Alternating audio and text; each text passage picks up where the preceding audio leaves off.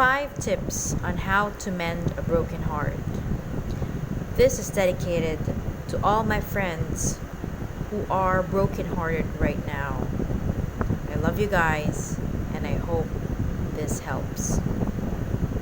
Tip number 1. Go through it, not around it. The most difficult task for a person with a broken heart is to stand still and feel the crack. But that is exactly what she must do, because no shortcut is without its share of obstructions. You have to grieve in order to move on.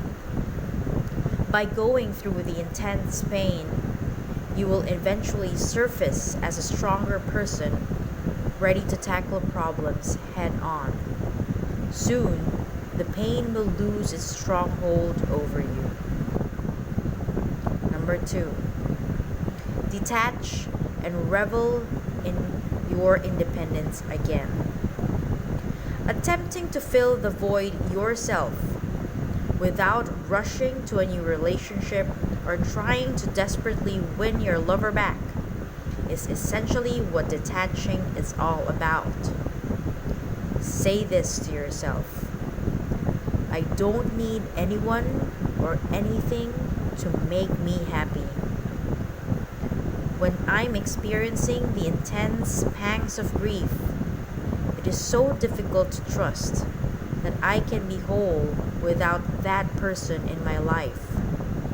But I have learned over and over again that I can. I really can. It is my job to fill the emptiness, and I can do it creatively and with the help of my higher power. Number 3. List your strengths. What are you good at? Build your self-esteem around what you can do, and you'll fall in love with yourself. So now that he's not in the picture, you don't have to take care of him. You take care of you. Number 4. Allow some fantasizing. If you are trying to banish a sexual fantasy from your head, telling yourself, I'm not going to fantasize about him, I won't think about what it would be like to be intimate with him, it might make it worse. In a famous psychological study from the 1980s, a group of subjects were told to think about anything, but whatever they did, they were not supposed to think about a white bear. Guess what they all thought about? A white bear. At last, number 5. Help someone else.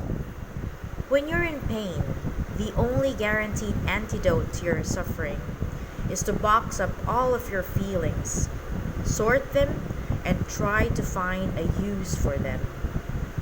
When you turn your attention to another person, especially someone who is struggling with the same kind of pain, you forget about yourself for a split moment.